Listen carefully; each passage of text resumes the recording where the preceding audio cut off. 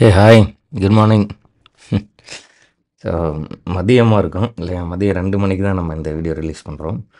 So good morning இருக்காது, good afternoon. சரி, பரவாயில்ல. இன்றைக்கி டே 5க்கான 30 கேள்விகள் நம்ம பார்ப்போம். ஸோ தொடர்ந்து படிங்க. தினம் தினம் படிக்கிறது தான் இருக்கிறதுலே ரொம்ப ரொம்ப கஷ்டம். கரெக்டாக அந்தந்த நாளைக்கு அந்தந்த வேலையை முடித்து வைக்கிற பழக்கம் வந்து ரொம்ப ரொம்ப கடினமான ரொம்ப நல்ல ஒரு ஹேபிட். அது முடிஞ்ச அளவுக்கு வளர்த்திக்கும். சரி, ஓகே டன். இப்போது முதல்ல நான் கேள்விகளை படிச்சிடுறேன். ஒரு 15 கேள்வி படிக்கிறேன். அதுக்கப்புறம் அதற்கான பதில் பார்க்கலாம். அண்ட் அந்த கேள்விகளுக்கு என்ன பதிலாக இருக்கும் நீங்கள் ட்ரை பண்ணி பாருங்கள். உங்களுக்கு சரியான பதிலோ அல்லது ஏதாவது ஒரு பதில் உங்களுக்கு தோணுது அப்படின்னா அதை வந்து கமெண்ட் பண்ணுங்கள். அது சார்ந்து நம்ம வந்து டிஸ்கஸ் பண்ணலாம். ஸோ ஃபஸ்ட்டு வந்து ஒரு வானியல் அலகு என்பது யாது? ஒரு வானியல் அலகு, இதில் நிறைய பேசுகிறதுக்கு இருக்குது. பட் ஒரு சிம்பிளாக நீங்கள் வந்து புரிஞ்சிக்கணும் அப்படின்ட்டுனா, இப்போ வந்து இந்த மெஷர்மெண்ட் அளவிடுதல் அப்படின்னு எடுத்துக்கும் போது, அளவிடுதல் அப்படிங்கிறது கம்பேரிஷன் தான். ஒரு பொருளை இன்னொரு பொருளோட ஒப்பீடு பண்ணி பார்த்து தான் நம்மளால் வந்து அந்த பொருளோட அளவு சொல்ல முடியும். அப்படி நம்ம கம்பேர் பண்ணிக்கிறதுக்கு எடுத்துக்கிற வேல்யூவை தான் நம்ம வந்து இந்த மாதிரியான அலகுகள் அப்படின்னு எடுத்துக்கிறோம், யூனிட்ஸ்னு. எடுத்துக்காட்டால் இப்போ நான் ஒரு பொருள் வந்து 10 சென்டிமீட்டர் உயரம் இருக்குது அப்படின்னு சொல்கிறேன்னா, முதல்ல 1 சென்டிமீட்டர் உயரம் எவ்வளோ இருக்குன்னு எனக்கு தெரியணும். இது மாதிரி அது 10 மடங்கு இருக்குது அப்படின்னு அர்த்தம். 1 சென்டிமீட்டர் போல் 10 மடங்கு. இப்போது ஒரு லாங் சைஸ் ஸ்கேலில் வந்து 30 வரைக்கும் இருக்குதுன்னு வச்சுக்கோங்க. அதாவது 1 2 3 4 30 சென்டிமீட்டர் வரைக்கும் இருக்குன்னா, அதிகபட்சமாக நீங்கள் அந்த லாங் சைஸ் ஸ்கேலை வச்சுட்டு எவ்வளோ வேணால் மெஷர் பண்ணலாம். 30 60 90ன்னு. ஆனால் குறைந்தபட்சமாக 1 மில்லிமீட்டர் வரைக்கும் தான் மெஷர் பண்ண முடியும். அதை விட குறைவான டேட்டாவை உங்களால் மெஷர் பண்ணவே முடியாது. அப்போ எந்த ஒரு விஷயத்தையும் நம்ம மெஷர் பண்ணோம்னா முதல்ல குறைவான டேட்டா என்ன, அதாவது குறைவான அளவு என்ன அப்படிங்கிறத முடிவு பண்ணிக்கணும். அதுக்கப்புறம் அதோட கம்பேர் பண்ணி பார்த்து எழுதிடணும். இப்போ நம்ம என்ன புரிஞ்சுக்கிறோம்? மெஷர்மெண்ட் அளவீடு அப்படிங்கிறது, அளவீடு அப்படின்னாவே கம்பேரிஷன், ஒப்பீடு பண்ணி பார்த்து தான் நம்ம வந்து ஒரு பொருளில் வந்து முடிவு பண்ண முடியும். இப்போ அளவிடுதல் பண்ணுறோம், கம்பேரிஷன் பண்ணுறோம் அப்படின்ட்டுனா, அளவிடுதல் பண்ணுறதுக்கு நம்ம வந்து முதல்ல ஒரு சின்ன வேல்யூவை முடிவு பண்ணிக்கணும். எடுத்துக்கிட்டால் 1 mmனா எவ்வளோ நம்ம முடிவு பண்ணிக்கிட்டு, இது மாதிரி 10 மடங்கு இருந்தால் 1 சென்டிமீட்டர், இது மாதிரி 10 மடங்கு இருந்தால், இது மாதிரி 100 மடங்கு இருந்தால் அப்படின்னு அடுத்தடுத்து நம்ம வந்து பெருக்கிக்கிறோம். ஒரு பொருளில் நான் வந்து இப்போ 15 சென்டிமீட்டர், இப்போ இந்த ஒரு கோடு போட்டு இந்த கோடோட உயரம் 15 சென்டிமீட்டர்னு சொல்கிறேன்னா, 1 சென்டிமீட்டர் மாதிரி இது 15 மடங்கு இருக்குது, 15 டைம்ஸ் இருக்குது அப்படின்னு அர்த்தம். இப்போ 1 சென்டிமீட்டர் எவ்வளோன்னு எனக்கு தெரியணும், அது மாதிரி 15 மடங்கு இருக்குன்னு கம்பேர் பண்ணி சொல்கிறேன். இப்போ இது மாதிரி பிளானட்ஸில், சோலார் சிஸ்டமில் இருக்கக்கூடிய பிளானட்ஸை வந்து நம்ம மெஷர் பண்ணும்போது நம்மகிட்ட இருக்கக்கூடிய மீட்டர், கிலோமீட்டர் போன்ற அலகுகள் வந்து பற்றாக்குறையாக இருக்குது, கம்மியாக இருக்குது. சொல்லும் போது 1 லட்சம் கிலோமீட்டர் 10 லட்சம் கிலோமீட்டர்னு சொன்னால் ரொம்ப பெரிய வேல்யூவாக இருக்குது. அதனால் என்ன பண்ணுறோம், நம்ம சென்டர் ஆஃப் த சன் அதிலிருந்து சென்டர் ஆஃப் த எர்த் வரைக்கும் இருக்கக்கூடிய டிஸ்டன்ஸை ஃபிக்ஸ்டு வேல்யூவாக எடுத்துக்கிட்டு அதுக்கப்புறம் இது மாதிரி வேறு என்னென்னலாம் இருக்குன்னு கம்பேர் பண்ணி சொல்லிக்கிறது. ஸோ அப்போ சென்டர் ஆஃப் த சன்னிலிருந்து சென்டர் ஆஃப் த எர்த், பூமியின் மையத்தில், சூரியனின் மையத்திலிருந்து பூமியின் மையம் வரை உள்ள தொலைவு, அதற்கு பேர் தான் நம்ம வந்துட்டு ஆஸ்ட்ரானமிக்கல் யூனிட் அப்படின்னு ஆங்கிலத்தில் பேர் வைக்கிறோம். அதற்கு ஆங்கிலத்தில் பேர் வந்து ஆஸ்ட்ரானமிக்கல் யூனிட். அந்த ஆஸ்ட்ரானமிக்கல் யூனிட் அப்படிங்கிறதோட தமிழாக்கம் தான் வானியல் அலகு. லைட் இயர் அப்படிங்கிறது வேற, ஒளியாண்டு அப்படிங்கிற லைட் இயர் அப்படிங்கிறது வேற, அதுவே ஆஸ்ட்ரானமிக்கல் யூனிட் அப்படிங்கிறது வேற. இந்த ஆஸ்ட்ரானமிக்கல் யூனிட் அப்படிங்கிறது சூரியனின் மையத்திலிருந்து பூமியின் மையத்திற்கு உள்ள தொலைவு. சூரியனின் மையத்திலிருந்து பூமியின் மையத்திற்கு உள்ள தொலைவு தான் வானியல் அலகு, ஆஸ்ட்ரானமிக்கல் யூனிட். இதை எடுத்துக்கிட்டு இப்போ 10 astronomical unit, 5 astronomical unit, 5 AU 6 AU அப்படின்னு சொல்கிறோம்னா, அது வந்து அந்த சூரியனோட மையத்திலிருந்து பூமியோட மையம் வரைக்கும் எவ்வளோ வேல்யூவோ அது மாதிரி 5 மடங்கு இருக்குது, அது மாதிரி 2 மடங்கு இருக்குது அப்படிங்கிறதான் அர்த்தம். ஸோ அளவிடுதல் ரொம்ப ரொம்ப நிறைய படிக்கணும், நிறைய முக்கியமான ஃபேக்ட்ஸ் இருக்குது. இப்போ இதில் வந்து ஒரு லைட் இயர் அப்படிங்கிறது என்னென்னு நீங்கள் வந்து கமெண்ட் பண்ணுங்கள். ஒரு லைட் இயர் அப்படிங்கிறது என்னென்னு கமெண்ட் பண்ணுங்கள். இங்கே வந்து ஒரு வானியல் அலகு அப்படின்னா என்னென்னு கேட்டிருக்கோம், அதற்கான பதிலும் வந்து நம்ம பார்க்கலாம். 2வது கேள்வி, ஒத்த நியூட்ரான் எண்ணிக்கை கொண்ட வெவ்வேறு தனிமங்களின் அணுக்கள் எவ்வாறு அழைக்கப்படுகின்றன? ஒத்த நியூட்ரான் எண்ணிக்கை கொண்ட வெவ்வேறு தனிமங்களின் அணுக்கள் எவ்வாறு அழைக்கப்படுகின்றன? இந்த நியூட்ரான் எண்ணிக்கைன்னு சொல்லிட்டோம். அதாவது 3 இருக்கும். நமக்கு வந்து ஐசோடோப், ஐசோபார், ஐசோடோன் அப்படின்னு சொல்லுவோம் இல்லையா? ஐசோடோப் ஒன்று, அதுக்கடுத்தல ஐசோபார் ஒன்று, அப்புறம் ஐசோடோன் அப்படின்லாம் அழைப்போம். ஸோ இப்போ இதில் நியூட்ரானின் எண்ணிக்கை ஒரே மாதிரி இருந்தால் வெவ்வேறு அணுக்கள், அதில் நியூட்ரான் எண்ணிக்கை ஒரே மாதிரி இருக்குது. அப்போது அதற்கு என்ன பேர் அப்படின்னு தான் நம்ம கேட்குறோம். இப்போ கார்பனை வந்து குறிக்கும் போது 6C12ன்னு எழுதுறோம்னு வச்சுக்கோங்க. இதில் 6 அப்படிங்கிறது அணு எண், 6 அப்படிங்கிறது அணு எண். அணு எண். அதுபோல் 12ங்கிறது அணு நிறை, மாஸ் நம்பர் அப்படின்னு சொல்லுவோம். அணு நிறை. இந்த மாஸ் நம்பரை வந்து ஏன்னு குறிப்போம். அது தெளிவாக ஞாபகம் வச்சுக்கணும். அட்டாமிக் நம்பருங்கிறதுனால அட்டாமிக் நம்பரை ஏன்னு குறிச்சு விட்டுறக்கூடாது. அணு நிறை மாஸ் நம்பரை தான் ஏன்னு குறிப்போம். இப்போ இந்த மாஸ் நம்பர் அப்படிங்கிறது என்ன அப்படின்ட்டுனா, ஒரு ஆட்டம்குள்ள புரோட்டானின் எண்ணிக்கையும் நியூட்ரானின் எண்ணிக்கையும் அதாவது புரோட்டானின் எண்ணிக்கையும் எலக்ட்ரானின் எண்ணிக்கையும் சமமாக இருக்கும். அதனால புரோட்டானின் எண்ணிக்கை அல்லது எலக்ட்ரானின் எண்ணிக்கையை சொன்னோம்னா அதற்கு பேர் அணு எண். இப்போ நான் சொல்லியிருந்தேன் 6C12 எழுதுறோன்ட்டு. இந்த 12ங்கிறது நிறை எண், மாஸ் நம்பர். 6ங்கிறது அணு எண், அட்டாமிக் நம்பர். இந்த அணு எண் அப்படிங்கிறது என்னன்னா புரோட்டானின் எண்ணிக்கை அல்லது எலக்ட்ரானின் எண்ணிக்கை. ஏன்னா ஒரு ஆட்டம்ல புரோட்டானின் எண்ணிக்கை அல்லது எலக்ட்ரானின் எண்ணிக்கை சமமாக இருக்கும். அதனால புரோட்டானின் எண்ணிக்கை அல்லது எலக்ட்ரான் ரெண்டில் ஏதாவது ஒன்று எடுத்து சொன்னோம்னா அதற்கு பேர் அணு எண் அப்படின்னு பேர். அணு எண்ணில் இருக்கு, அதாவது மாஸ் நம்பர் பொறுத்த வரைக்கும் புரோட்டானின் எண்ணிக்கை பிளஸ் நியூட்ரானின் எண்ணிக்கை அப்படின்னா அதற்கு பேர் வந்துட்டு மாஸ் நம்பர் அப்படின்னு பேர். அப்போ மாஸ் நம்பரில் இருக்கக்கூடிய புரோட்டானின் எண்ணிக்கையை மைனஸ் பண்ணிட்டீங்கன்னா மீதி கிடைக்கிறது தான் நமக்கு வந்து நியூட்ரானின் எண்ணிக்கை. புரிஞ்சுக்கிறீங்கன்னு இருக்கேன். நம்ம நிறைய இதில் எக்ஸ்பிளைன் பண்ண வேண்டியது இருக்குது. இப்போ அதோட அவுட்லைனுங்கிறதுனால நான் கொஞ்சம் ஒரு மாதிரி அதை வந்து எக்ஸ்பிளைன் பண்ணியிருக்கேன். ஒரு சில முக்கியமான பாயிண்ட்ஸ் மட்டும் சொல்லியிருக்கேன். முயற்சி பண்ணி பாருங்கள். ரொம்ப சிம்பிளாக ஈஸியாக டக்குன்னு புரிஞ்சிக்கலாம். இல்லைனாலும் பரவாயில்ல. ஐசோடோன், ஐசோபார், ஐசோ டோப் அப்படின்னா என்னங்கிறத உள்வாங்கி வச்சுக்கோங்க, பார்த்துப்போம். சரி, ஓகே டன். ஸோ இப்போ வந்து அடுத்து ரீகர் மண் என்று அழைக்கப்படும் மண் வகை எது? ரீகர் மண் என்று அழைக்கப்படும் மண் வகை எது? இதை நீங்கள் டக்குன்னு பதில் சொல்லணும் அப்படின்னா இந்த ரீகர் மண்ணுக்கு இன்னொரு பேர் என்னதுங்க? பருத்தி மண் அப்படின்னு சொல்லுவோம். ஸோ அப்போ என்ன மண்ணுன்னு ஈஸியாக கண்டுபிடிச்சிருப்பீங்க. சரி, அடுத்தது பிச்சாவரம் சதுப்பு நிலத்தின் பரப்பளவு என்ன? பிச்சாவரம் சதுப்பு நிலத்தின் பரப்பளவு என்ன? பிச்சாவரம் இல்லை எந்த டிஸ்ட்ரிக்டில் இருக்குது அப்படின்னு என்ன கமெண்ட் பண்ணுங்கள். பிச்சாவரம் படிச்சிருப்பீங்க. கடல் நீர் வந்து உள்ளே வந்திருக்கும். அது கூட நன்னீரும் சேர்ந்து ஒரு நன்னீரும் கடல் நீர், அதாவது உப்பு நீரும் நல்ல தண்ணியும் சேர்ந்த மாதிரியான ஒரு நீர்நிலை அமைப்பு ஒன்று உருவாயிருக்கும். அதுதான் பிச்சாவரத்தோட ஸ்பெஷல். அதுக்கு அடுத்ததில் 5வது கேள்வியில் தக்கான சுல்தானியம் என்று அழைக்கப்படும் அரசுகள் யாவை? தக்கான டெக்கன் சுல்தான்ஸ் இல்லையா? தக்கான சுல்தானியம் என்று அழைக்கப்படும் அரசுகள் யாவை? அதில் இது வந்து நம்ம ஒரு முறை 10 முறை படித்தா தான் அந்த பேர் ஞாபகம் இருக்கும். ஏன்னா உங்களுக்கு வந்து பேர் டிஃப்ரெண்ட்டாக இருக்கிறதுனால ஈஸியாக உள்வாங்கிறது கொஞ்சம் கடினமாக இருக்கலாங்கிறதுனால நான் அதை அப்படியே கொடுத்துருக்கேன். ஒரு முறை படிக்கிறேன், கேட்டுருங்க. கோல்கொண்டா குதுப் ஷாஹி, அதுபோல் பீஜப்பூர் அடில் ஷாஹி, ஃபெரார் இமாத் ஷாஹி, அதுபோல் பீடர் பரித் ஷாஹி, அகமது நகர் நிஜாம் ஷாஹி. இதெல்லாம் வந்து தக்கான சுல்தானியம் என்று அழைக்கப்பட்ட அரசுகள். கோல்கொண்டா குதுப் ஷாஹி, பீஜப்பூர் அடில் ஷாஹி, ஃபெரார் இமாத் ஷாஹி, பீடர் பரித் ஷாஹி, அகமது நகர் நிஜாம் ஷாஹி. திரும்ப படித்து பாருங்க, ஞாபகத்தில் கொண்டு வந்துடலாம். அடுத்த கேள்வி, மதுரா விஜயம் என்ற நூலை எழுதியவர் யார்? மதுரா விஜயம் இல்லையா? மதுரா விஜயம் என்ற நூலை எழுதியவர் யார்? அதுபோல் அடுத்து குதுப்பினார் கட்டடத்தின் மொத்த படிக்கட்டுகளின் எண்ணிக்கை எவ்வளவு? குதுப்பினார் கட்டடத்தின் மொத்த படிக்கட்டுகளின் எண்ணிக்கை எவ்வளவு? மொத்தம் படிக்கட்டுகளின் எண்ணிக்கை வந்து நம்ம கேட்குறோம். இந்த குதுப்பினார் கட்டடத்தின் மொத்த படிக்கட்டுகளின் எண்ணிக்கை அது வந்து நீங்கள் பதில் சொல்லலாம். அதுக்கு முன்னாடி குதுப் மினார் எங்கே இருக்குது, எந்த மாவட்டம் அப்படிங்கிறத நீங்கள் வந்து கமெண்ட் பண்ணுங்கள். குதுப் மினார் எங்கே இருக்குது, யார் கட்டினாங்க, இது மாதிரி நிறைய அதில் படிக்க வேண்டியது இருக்குது. ஸோ ட்ரை பண்ணி பாருங்கள். எந்த மாநிலம் அதை வந்து ட்ரை பண்ணி பாருங்கள். அடுத்து வந்து நூஸ்ரத் காட்டன் மற்றும் மீர் அப்ரோஸ். நூஸ்ரத் காட்டன் மாற்றும் மீர் அப்ரோஸ் ஆகிய கலைஞர்கள் யார் அவையை அலங்கரித்தார்கள்? மற்றும் இல்லையா, அது மாற்றும் இல்லை. நூஸ்ரத் காட்டன் மற்றும் மீர் அப்ரோஸ் ஆகிய கலைஞர்கள் யார் அவையை அலங்கரித்தார்கள்? யாரோட அரசவையில் இருந்தாங்க? அதுபோல் தேர்தல் சின்னங்கள் ஆணை வெளியிடப்பட்ட ஆண்டு எது? தேர்தல் சின்னங்கள் ஆணை வெளியிடப்பட்ட ஆண்டு. அதுக்கடுத்து இல்லை, வெளிநாட்டில் பிறந்தவர்கள் அவர்களுடைய பிறப்பினை 1 வருடத்திற்குள் இந்திய தூதரகத்தில் பதிவு செய்யவில்லை எனில் வம்சாவளி குடிமகனாக முடியாது என்ற செயல்முறை உருவாக்கப்பட்ட ஆண்டு எது?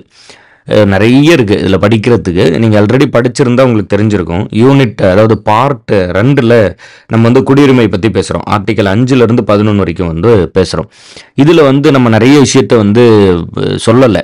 அதனால என்ன பண்ணுறோம், அதை எல்லாத்தையும் வந்து ப்ராப்பராக சொல்லி 1955 குடியுரிமை சட்டம், இந்திய குடியுரிமை சட்டம் அப்படின்னு ஒன்று ஏற்றோம். எந்த ஆண்டு? 1955. அதுவே ரொம்ப ரொம்ப முக்கியம். இந்த குடியுரிமை சட்டம் எத்தனை முறை திருத்தப்பட்டுள்ளது அப்படிங்கிற கொஸ்டின் கொஸ்டினும் ரொம்ப ரொம்ப இம்பார்ட்டண்ட்டாக இருக்கும். இந்த குடியுரிமை சட்டத்தில் குடியுரிமையை பெறும் முறைகள், இழக்கும் முறைகள் அப்படின்னு ரெண்டாக பிரிப்போம். குடியுரிமையை பெறும் முறைகள், இந்தியாவில் பிறந்திருந்தாலே இந்திய குடியுரிமை கொடுத்துருவோம். ஸோ அது வந்து பர்த்து, அது இந்திய பேரண்ட்ஸுக்கு பிறக்கணும், இந்திய தந்தை இல்லை இந்திய பேரண்ட்ஸ் அப்பா அம்மா 2 பேரில் யாரோ ஒருத்தராக இருந்தால் போதும், இல்லை இங்கே இந்தியாவில் வந்து விடுதலை வாங்குறதுக்கு முன்னாடி பிறந்திருக்கணும், அது மாதிரியான கண்டிஷன்ஸ் எல்லாம் சொன்னோம். அதுக்கு அடுத்ததில் பை டிசன்ட் அப்படின்னு படிப்போம். டிசன்ட் அப்படின்னா வம்சாவளி, இந்திய பேரண்ட்டு ஆனால் வெளிநாட்டில் குழந்தை பிறந்தா என்ன மாதிரி வந்து நம்ம இந்திய குடியுரிமை கொடுக்குறோம் அப்படின்னு படிப்போம். இந்த வெளிநாட்டில் குழந்தை பிறக்கிறத பொறுத்த வரைக்கும் ஃபர்ஸ்ட் எப்படி சொல்லியிருந்தோன்னா by the citizenship of the father, அவங்களோட தந்தையின் குடியுரிமை இந்தியனா இருந்தால் தான் இந்திய குடியுரிமைன்னு சொல்லிட்டோம். ரெண்டாவது என்ன சொன்னோம் அப்படின்ட்டுனா தந்தை அல்லது தாய் 2 பேர்த்துல யாரோ ஒருத்தராக இருந்தால் கூட இந்திய குடியுரிமை கொடுப்போம்னு சொல்லிட்டோம். மூணாவது என்ன சொல்லிட்டோம்னா தந்தை அல்லது தாய் இந்தியராக இருந்து அவங்க அந்த ஊரில் இருக்க இந்தியன் எம்பசியில் போய் பதிவு பண்ணும், ரெஜிஸ்டர் பண்ணும், அப்போ தான் இந்திய குடியுரிமை கொடுப்போம் அப்படின்னு சொல்லிட்டோம். அவங்க வந்து வேற ஒரு நாட்டின் குடியுரிமை வாங்க விருப்பப்பட்டு நம்ம வந்து நம்ம நாட்டோட குடியுரிமை எடுத்துகிட்டு போய் வலுக்கட்டாயமாக கொடுக்க முடியாதுல்ல. ஸோ அந்த மாதிரி வந்து நம்ம சொல்லிட்டோம். அதுதான் வந்துட்டு இந்த டிசன்ட் வம்சாவளியில் இருக்கக்கூடிய மிக முக்கியமானது. அப்போ மூணாவது என்ன அப்படின்ட்டுனா நீங்கள் படிப்பீங்க ரெஜிஸ்ட்ரேஷன் ஒன்று படிப்பீங்க, 4வது நேச்சுரலைசேஷன் ஒன்று படிப்பீங்க, இயல்பூட்டுதல், 5வது வந்து இன்கார்பரேஷன் ஆஃப் டெரிட்டரி. அப்படின்னா என்ன? ரெஜிஸ்ட்ரேஷன் அப்படின்னா பதிவின் அடிப்படையில், நேச்சுரலைசேஷன் அப்படின்னா இயல்பூட்டுதல். அதாவது ஏதாவது ஒரு விதத்தில் இந்தியன் ரூட்ஸ், அவங்க அப்பா அம்மா இந்தியன் ஆனால் அவங்க இந்திய குடியுரிமை வாங்கலை, அவர் வந்து இந்திய குடியுரிமை வாங்கணும்னு நினைக்கிறாரு, ரெஜிஸ்ட்ரேஷனில் வாங்கிக்கலாம். நேச்சுரலைசேஷன் ஒரு வெளிநாட்டவர், அவருக்கும் இந்தியாவுக்கும் சம்மந்தமே இல்லை, அவர் இந்திய குடியுரிமை வாங்கணும்னு நினைக்கிறார், வாங்கிக்கலாம். அல்லது இன்கார்பரேஷன் ஆஃப் டெரிட்டரி, இந்திய பகுதிகளை இணைத்தல். இந்தியா கோவா வந்து நம்ம விடுதலை வாங்கும் போது இந்தியாவோட இல்லை, பிறகு வந்து கோவாவை நம்ம இணைச்சிக்கிறோம். அந்த மாதிரி இணைச்சிக்கிட்டா அந்த பகுதியில் இருக்கக்கூடிய மக்கள் தன்னை போல இந்தியன் ஆயிடுவாங்க. அதான் இன்கார்பரேஷன் ஆஃப் டெரிட்டரி. நம்ம இப்போ கேள்வி கேட்டது இந்த டிசன்ட் அப்படிங்கிறதுலேருந்து கேள்வி கேட்டிருந்தோம். அதில் ஃபர்ஸ்ட் என்ன சொல்லியிருந்தோம்? அவங்க அப்பா இந்தியராக இருந்தால் மட்டும்தான் இந்திய குடியுரிமை அப்படின்னு முதல்ல சொன்னோம். அப்புறம் என்ன சொன்னோம்? தாய் அல்லது தந்தை 2 பேர்த்துல யாரோ ஒருத்தர் இந்தியாவராக இருந்தால் தான் இந்திய குடியுரிமைன்னு சொன்னோம்.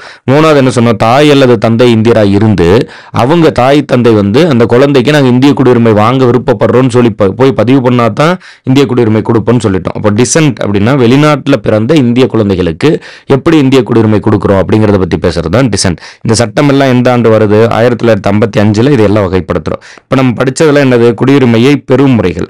அது இல்லாமல் என்ன இருக்கு? குடியுரிமையை இழக்கும் முறைகள் இருக்கு. நீங்க வேறொரு நாட்டின் குடியுரிமையை வாலண்டியரா வாங்கினாவோ அல்லது நீங்கள் வந்து வாலண்டியராக நீங்கள் வந்து துறந்துறீங்க, எனக்கு குடியுரிமை வேண்டாம் அப்படின்னு துறந்துட்டாவோ அல்லது இராணுவ குற்றங்களில் ஏதாவது ஈடுபட்டீங்கன்னாவோ உங்களோட இந்திய குடியுரிமை அப்படிங்கிறது வந்து இல்லாமல் போகும். ஸோ இப்போ இதில் கேள்வி என்ன அப்படின்ட்டுனா பை ரெஜிஸ்ட்ரேஷன் வம்சாவளி குடிமகனாக, அதாவது பதிவு செய்யவில்லை எனில் இந்திய வம்சாவளி குடிமகனாக முடியாது என்ற செயல்முறை உருவாக்கப்பட்ட ஆண்டு எது?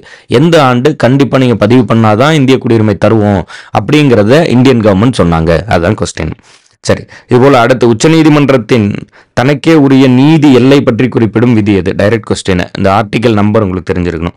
பெண்களுக்கு லோக்சபா மற்றும் மாநில சட்டமன்ற கீழவையில் இடஒதுக்கீடு வழங்கும் சட்டம் எத்தனை சதவீதம்? 33%. பெண்களுக்கு லோக்சபா மற்றும் ஒவ்வொரு மாநிலத்தோட சட்டமன்ற கீழவையில் இடஒதுக்கீடு வழங்கும் சட்ட திருத்தம் எது?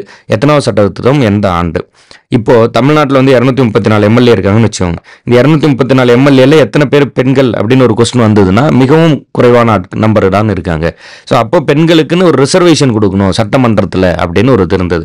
ராஜ்யசபாவில் ரிசர்வேஷன் கிடையாது, அதனால நம்ம லோக்சபாவில் மட்டும்தான் ரிசர்வேஷன் கொடுக்குறோம். அப்போ லோக்சபாலே ரிசர்வேஷன், அதுபோல் தமிழ்நாட்டில் சட்டமன்றம் இருக்கு, அப்போ சட்டமன்றத்தில் ரிசர்வேஷன்.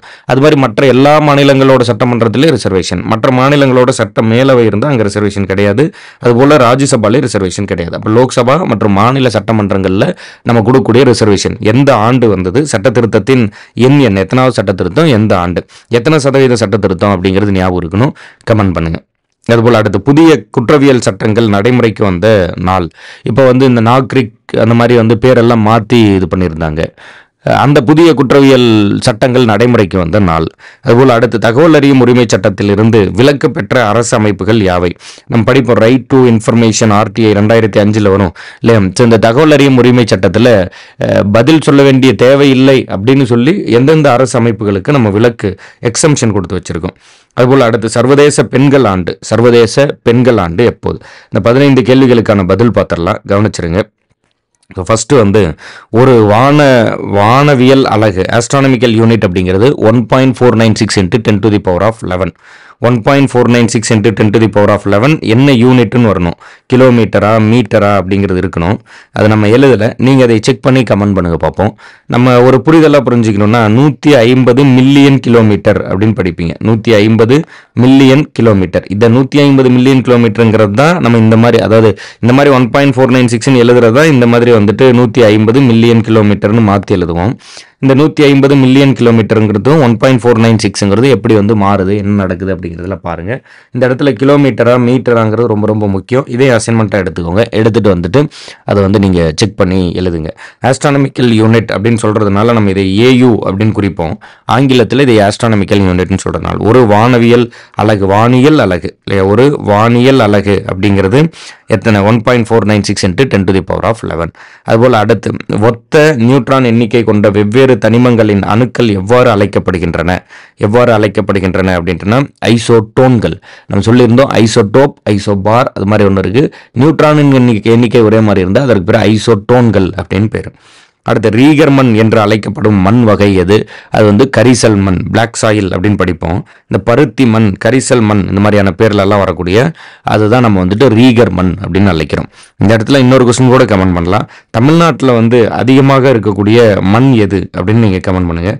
தமிழ்நாட்டில் அதிகம் காணப்படும் மண் வகை, அதாவது இப்போ நம்ம வந்து கரிசல் மண், செம்மண், சரளை மண், காடு மற்றும் மலை மண், பாலைவன மண், இது மாதிரி நிறைய மண் வகைகள் சொல்கிறோம்ல, அதில் தமிழ்நாட்டில் எந்த வகையான மண் வந்து அதிகமாக இருக்குது அதை வந்து கமெண்ட் பண்ணலாம்.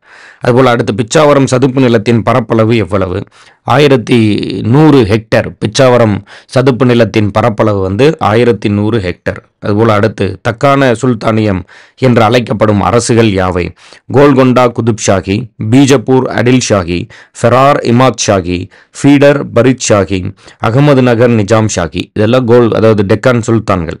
மதுரா விஜயம் என்ற நூலை எழுதியவர் யார், மதுரா விஜயம் என்ற நூலை எழுதியவர் கங்காதேவி, குமார கம்பன்னா மனைவி. குமார கம்பண்ணா அவர்களின் மனைவி தான் கங்காதேவி, அவங்க தான் மதுரா விஜயம் எழுதுறாங்க.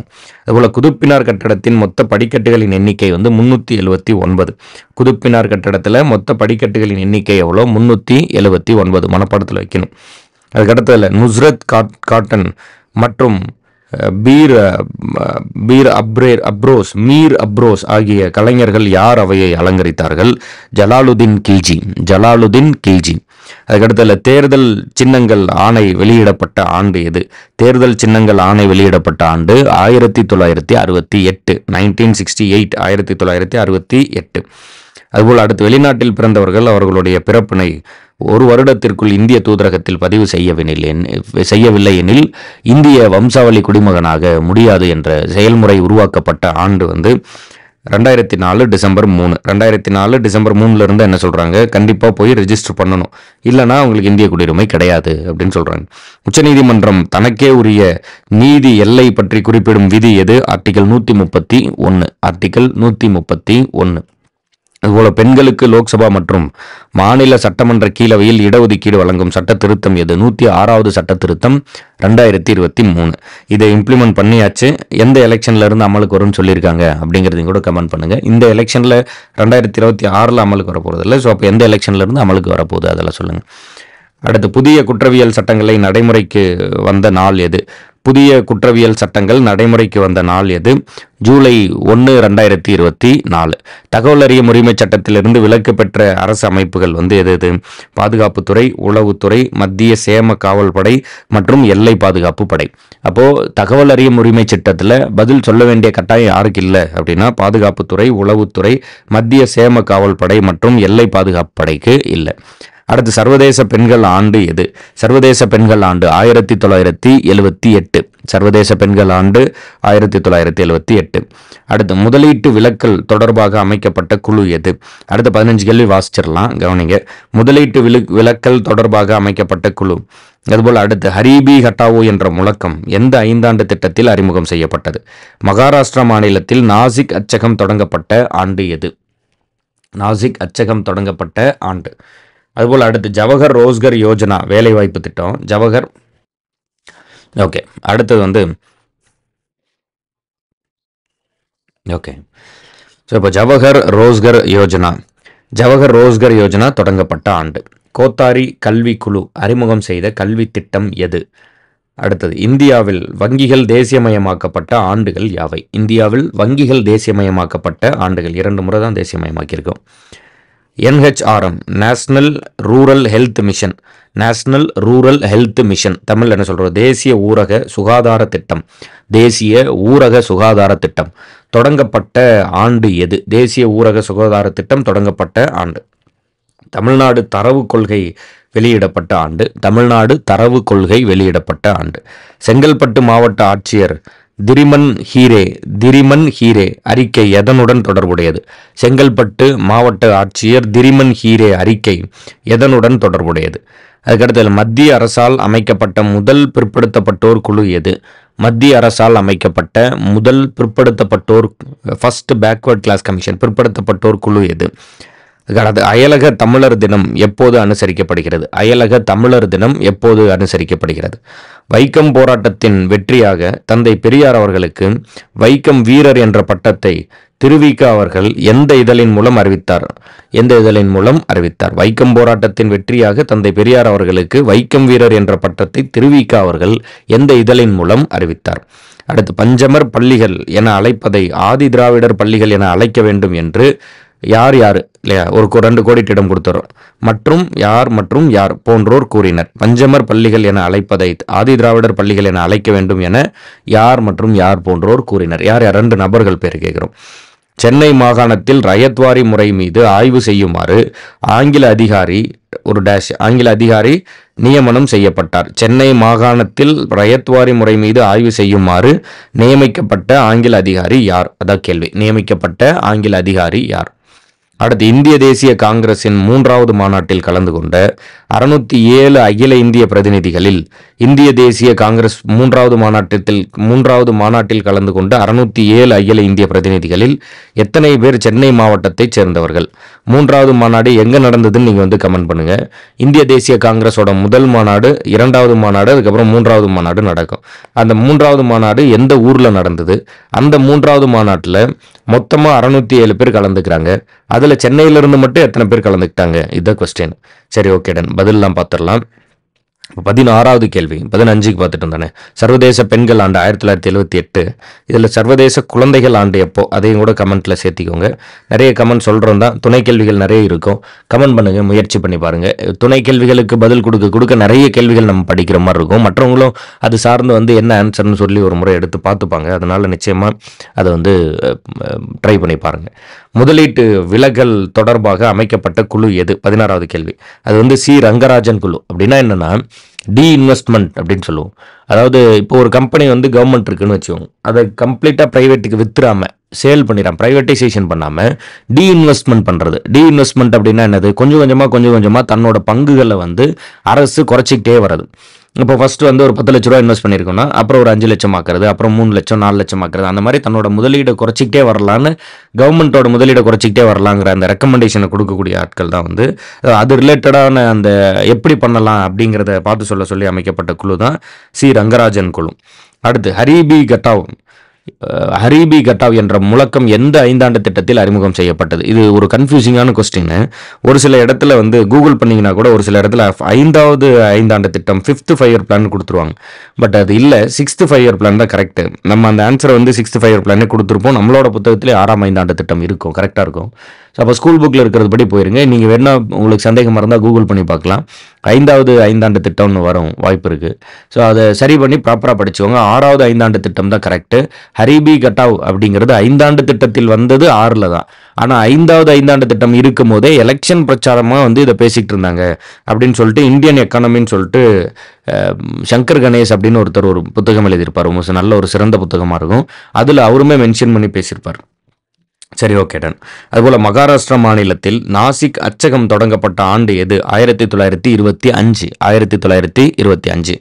ஜவஹர் ரோஸ்கர் யோஜனா தொடங்கப்பட்ட ஆண்டு எது? 1989. ஜவஹர் ரோஸ்கர் யோஜனா தொடங்கப்பட்ட ஆண்டு 1989. கோத்தாரி கல்விக்குழு அறிமுகம் செய்த கல்வி திட்டம் எது? கோத்தாரி கல்விக்குழு அறிமுகம் செய்த கல்வி திட்டம் என்னது? 10+2+3. நம்மளாம் இதில் தான் படித்து வந்திருப்போம். 10+2+3 இல்லையா? 10 வரைக்கும் படிக்கிறது, அப்புறம் 11th 12th, அதுக்கப்புறம் ஒரு டிகிரி. ஸோ இதுதான் 10+2+3. அதுக்கடுத்து இந்தியாவில் வங்கிகள் தேசியமயமாக்கப்பட்ட ஆண்டுகள் யாவை? 1969, அப்புறம் 1980. 1969 மற்றும் 1980. அடுத்து NHRM, அதாவது NRHM, national rural health mission, தேசிய ஊரக சுகாதார திட்டம் தொடங்கப்பட்ட ஆண்டு ஏப்ரல் 12, 2005. ஏப்ரல் 12, 2005. அடுத்து தமிழ்நாடு தரவு கொள்கை வெளியிடப்பட்ட ஆண்டு. தமிழ்நாடு தரவு கொள்கை வெளியிடப்பட்ட ஆண்டு 2022. செங்கல்பட்டு மாவட்ட ஆட்சியர் விரிமன் ஹீரே அறிக்கை எதனுடன் தொடர்புடையது? பஞ்சமி நிலம். அடுத்து மத்திய அரசால் அமைக்கப்பட்ட முதல் பிற்படுத்தப்பட்டோர் குழு எது? காக்கா கலேக்கர் குழு, 1953. இதில் ரொம்ப முக்கியமான ஒரு கமெண்ட் இருக்கு, அதை ட்ரை பண்ணி பாருங்க. இரண்டாவது குழு, அதாவது மத்திய அரசால் அமைக்கப்பட்ட முதல் பிற்படுத்தப்பட்டோர் குழு என்ன? இந்த கேள்வியில் கேட்டிருந்தோம், அதற்கு பதில் கொடுத்துட்டோம். காக்கா கலேக்கர் கமிட்டி, 1953. இரண்டாவது கமிட்டி என்ன, எந்த ஆண்டு அமைச்சாங்க? அந்த கமிட்டியோட ரெக்கமெண்டேஷன் அடிப்படையில் தான் நம்ம ரிசர்வேஷனே கொடுக்குறோம் பிற்படுத்தப்பட்டோருக்கு. அப்போ அந்த கமிட்டியோட பேர் எந்த ஆண்டு உருவாக்கப்பட்டுச்சு? இதை ரொம்ப தெளிவாக கண்டிப்பாக செக் பண்ணி கமெண்ட் பண்ண வேண்டிய கொஸ்டின். இதையும் ட்ரை பண்ணுங்க. அடுத்து அயலக தமிழர் தினம் எப்போது அனுசரிக்கப்படுகிறது? ஜனவரி 12. அயலக தமிழர் தினம் எப்போது அனுசரிக்கப்படுகிறது? ஜனவரி 12. வைக்கம் போராட்டத்தின் வெற்றியாக தந்தை பெரியார் அவர்களுக்கு வைக்கம் வீரர் என்ற பட்டத்தை திருவிக அவர்கள் தமது எந்த இதழின் மூலம் அறிவித்தார் அப்படின்னா நவசக்தி. தமது நவசக்தி என்ற இதழின் மூலம் அறிவித்தார். அடுத்து பஞ்சமர் பள்ளிகள் என அழைப்பதை ஆதி திராவிடர் பள்ளிகள் என அழைக்கப்பட வேண்டும் என்று அயோத்திதாசர் மற்றும் சிங்காரவேலர் போன்றோர் கூறினர். ஞாபகத்தில் வச்சுக்கணும். அப்போ ஆதி திராவிடர் பள்ளிகள் என்று அழைக்க வேண்டும்னு சொன்னது யாரு? அயோத்திதாசர் மற்றும் சிங்காரவேலர். பஞ்சமர் பள்ளிகள் என அழைப்பதை ஆதி திராவிடர் பள்ளிகள் என அழைக்கப்பட வேண்டும் என்று அயோத்திதாசர் மற்றும் சிங்காரவேலர் போன்றோர் கூறினர். அடுத்து சென்னை மாகாணத்தில் ரயத்வாரி முறை மீது ஆய்வு செய்யுமாறு ஆங்கில அதிகாரி பேர் என்ன சொல்றோம்? பிரான்சிஸ் எல்லிஸ் நியமனம் செய்யப்பட்டார். ஸோ அப்போ சென்னை மாகாணத்தில் ரயத்வாரி முறை மீது ஆய்வு செய்யுமாறு ஆங்கில அதிகாரி பிரான்சிஸ் எல்லிஸ் நியமனம் செய்யப்பட்டார். அடுத்து இந்திய தேசிய காங்கிரசின் 3வது மாநாட்டில் கலந்து கொண்ட 607 அகில இந்திய பிரதிநிதிகளில் சென்னை மாவட்டத்தைச் சேர்ந்தவர்கள் எத்தனை பேர்? சென்னை மாவட்டத்தைச் சேர்ந்தவர்கள் 362 பிரதிநிதிகள். இந்த 3வது கூட்டம் எந்த ஊரில் நடந்துச்சு கமெண்ட் பண்ண சொல்லி கேட்டிருந்தோம். முதல் கூட்டம் எங்கே நடந்தது, 2வது கூட்டம் எங்கே நடந்தது, 3வது கூட்டம் எங்கே நடந்ததுன்னு கூட சேர்த்து கமெண்ட் பண்ணுங்க. இந்த 3வது கூட்டத்தில் கலந்துக்கிட்ட 607 பேரில் சென்னையிலிருந்து எத்தனை பேர்? 362 பேர். சரி, ஓகே டன். இப்போது நம்ம 30 கேள்விகளும் ஒரு முறை மறுபடியும் படிச்சிடலாம். ப்ராப்பராக காது கொடுத்து கேளுங்க. என்ன நம்ம கேள்வி சொல்லியிருக்கோம் அப்படிங்கிறத நல்லா லிசன் பண்ணி உள்வாங்கிக்கோங்க. திரும்ப திரும்ப திரும்ப திரும்ப அதை நல்லா ரிவைஸ் பண்ணி வச்சுக்கோங்க. அப்போ தான் நம்ம அதை அப்ஜெக்டிவ் டைப்பாக ஆப்ஷனில் பார்க்கும்போது டக்குன்னு பதில் அடிக்க முடியும். நான் முழுசாக ஒரு முறை வாசிச்சிடுறேன், ப்ராப்பராக கவனிச்சிருங்க. ஒரு வானியல் அலகு என்பது யாது? 1.496 × 10⁻11. ஒத்த நியூட்ரான் எண்ணிக்கை கொண்ட வெவ்வேறு தனிமங்கள் எவ்வாறு அழைக்கப்படுகின்றன? ஐசோட்டோன்கள். அதுபோல் ரீகர் மண் என்று அழைக்கப்படும் மண் வகை எது? கரிசல் மண். அதுபோல் அடுத்து பிச்சாவரம் சதுப்பு நிலத்தின் பரப்பளவு எவ்வளவு? 1100 ஹெக்டேர். தக்கான சுல்தானியம் என்று அழைக்கப்படும் அரசுகள் யாவை? கோல்கொண்டா குதுப் ஷாஹி, பீஜப்பூர் அடில் ஷாஹி, பெரார் இமாத் ஷாஹி, வீடர் பரீத் ஷாஹி, அகமது நகர் நிஜாம் ஷாஹி. அதுபோல் அடுத்து மதுரா விஜயம் என்ற நூலை எழுதியவர் யார்? கங்காதேவி குமார கம்பண்ணா மனைவி. குதுப் மினார் கட்டடத்தின் மொத்த படிக்கட்டுகளின் எண்ணிக்கை எவ்வளவு? 379. அதுபோல் அடுத்து நூஸ்ரத் காட்டன் மற்றும் மீர் அப்ரோஸ் ஆகிய கலைஞர்கள் யார் அவையை அலங்கரித்தார்கள்? ஜலாலுதீன் கில்ஜி. தேர்தல் சின்னங்கள் ஆணை வெளியிடப்பட்ட ஆண்டு எது? 1968. அடுத்து வெளிநாட்டில் பிறந்தவர்கள் அவர்களுடைய பிறப்பினை ஒரு வருடத்திற்குள் இந்திய தூதரகத்தில் பதிவு செய்யவில்லை எனில் இந்திய வம்சாவளி குடிமகனாக முடியாது என்ற செயல்முறை உருவாக்கப்பட்ட ஆண்டு எது? 2004 டிசம்பர் 3. அதுபோல உச்சநீதிமன்றத்தின் தனக்கே உரிய நீதி எல்லையை பற்றி குறிப்பிடும் விதி எது? விதி 131. பெண்களுக்கு லோக்சபா மற்றும் மாநில சட்டமன்ற கீழவையில் இடஒதுக்கீடு வழங்கும் சட்ட திருத்தம் எந்த ஆண்டு கொண்டு வரப்படுது? எத்தனாவது சட்ட திருத்தம்? 106வது சட்ட திருத்தம் 2003. புதிய குற்றவியல் சட்டங்கள் நடைமுறைக்கு வந்த நாள் எது? ஜூலை 1, 2024 மன்னிக்கணும், ஜூலை 1, 2024. தகவல் அறியும் உரிமை சட்டத்திலிருந்து விலக்கு பெற்ற அரசு அமைப்புகள் யாவை? பாதுகாப்புத்துறை, உளவுத்துறை, மத்திய சேம காவல் படை மற்றும் எல்லை பாதுகாப்பு படை. அடுத்து, சர்வதேச பெண்கள் ஆண்டு எது? 1978. சர்வதேச பெண்கள் ஆண்டு 1978. அடுத்து, முதலீட்டு விலக்கல் தொடர்பாக அமைக்கப்பட்ட குழு எது? சி. ரங்கராஜன் குழு. முதலீடு விலக்கல் தொடர்பாக அமைக்கப்பட்ட குழு சி. ரங்கராஜன் குழு. ஹரிபி ஹட்டாவ் என்ற முழக்கம் எந்த 5 ஆண்டு திட்டத்தில் அறிமுகம் செய்யப்பட்டது? 6ஆம் 5 ஆண்டு திட்டம். 6ஆம் 5 ஆண்டு திட்டம் இயர் கொடுத்துருக்கோம், 1980 முதல் 1985. அடுத்து, மகாராஷ்டிரா மாநிலத்தில் நாசிக் அச்சகம் தொடங்கப்பட்ட ஆண்டு 1925. அடுத்து, ஜவஹர் ரோஸ்கர் யோஜனா தொடங்கப்பட்ட ஆண்டு 1989. கோத்தாரி கல்விக்குழு அறிமுகம் செய்த கல்வி திட்டம் எது? 10+2+3. அதுபோல இந்தியாவில் வங்கிகள் தேசியமயமாக்கப்பட்ட ஆண்டுகள் 1969 மற்றும் 1980. NHRM தேசிய ஊரக சுகாதார திட்டம் தொடங்கப்பட்ட ஆண்டு எது? ஏப்ரல் 12, 2005. அடுத்து, தமிழ்நாடு தரவு கொள்கை வெளியிடப்பட்ட ஆண்டு எது? விடை 2022. அதுபோல செங்கல்பட்டு மாவட்ட ஆட்சியர் திரிமன் ஹீரே அறிக்கை எதனுடன் தொடர்புடையது? பஞ்சமி நிலம். அடுத்தது, மத்திய அரசால் அமைக்கப்பட்ட முதல் பிற்படுத்தப்பட்டோர் குழு எது? காக்கா கலேக்கர் குழு 1953. அயலக தமிழர் தினம் எப்போது அனுசரிக்கப்படுகிறது? ஜனவரி 12. வைக்கம் போராட்டத்தின் வெற்றியாக தந்தை பெரியார் அவர்களுக்கு வைக்கம் வீரர் என்ற பட்டத்தை திருவிக அவர்கள் தமது எந்த இதழின் மூலம் அறிவித்தார்? நவசக்தி. அதுபோல பஞ்சமர் பள்ளிகள் என அழைப்பதை ஆதி திராவிடர் பள்ளிகள் என அழைக்கப்பட வேண்டும் என்று அயோத்திதாசர் மற்றும் மா சிங்காரவேலர் போன்றோர் கூறினர். அடுத்து, சென்னை மாகாணத்தில் ரயத்வாரி முறை மீது ஆய்வு செய்யுமாறு ஆங்கில அதிகாரி பிரான்சிஸ் எல்லிஸ் நியமனம் செய்யப்பட்டார். அடுத்து, இந்திய தேசிய காங்கிரசின் 3வது மாநாட்டில் கலந்து கொண்ட 607 அகில இந்திய பிரதிநிதிகளில் 362 பிரதிநிதிகள் சென்னை மாவட்டத்தை சார்ந்தவர்கள். ஸோ இன்னைக்கான இந்த 30 கேள்விகளை நம்ம முடிச்சிட்டோம். நல்ல நிதானமாக பொறுமையாக இந்த 30 கேள்விகளை நல்லா புரிஞ்சுக்கிட்டு அது சார்ந்த துணை கேள்விகளை ப்ராப்பராக உள்வாங்கிக்கிட்டு அந்த துணை கேள்விகளுக்கெல்லாம் என்ன பதில் அப்படிங்கிறதையும் உள்வாங்கிக்கிட்டு கொஞ்சம் முழு மனதோட நல்ல ஒரு ஆர்வமாக படிங்க. பாதியாக அங்கே கொஞ்சம் இங்கே கொஞ்சமாக படிக்காதீங்க. அது எப்போதுமே ரொம்ப ரொம்ப ஆபத்தான. படிக்காமலே விட்டுறது வேற, முழுசா நல்ல ஒரு தீர்க்கமான உழைப்பை கொடுக்கறது வேற. ரெண்டும் இல்லாமல் பாதிப்பதியாக இருக்கிறதா ரொம்ப ரொம்ப ஆபத்து. அது ரொம்ப கவனமாக வச்சுக்கோங்க. இந்த 30 கேள்விகள் மற்றும் இதன் துணை கேள்விகள் எல்லாத்தையும் சேர்த்து இன்னைக்கு நம்ம முடிச்சாச்சு. திரும்ப அடுத்த நாள் GS வீடியோவில் நம்ம சந்திப்போம்.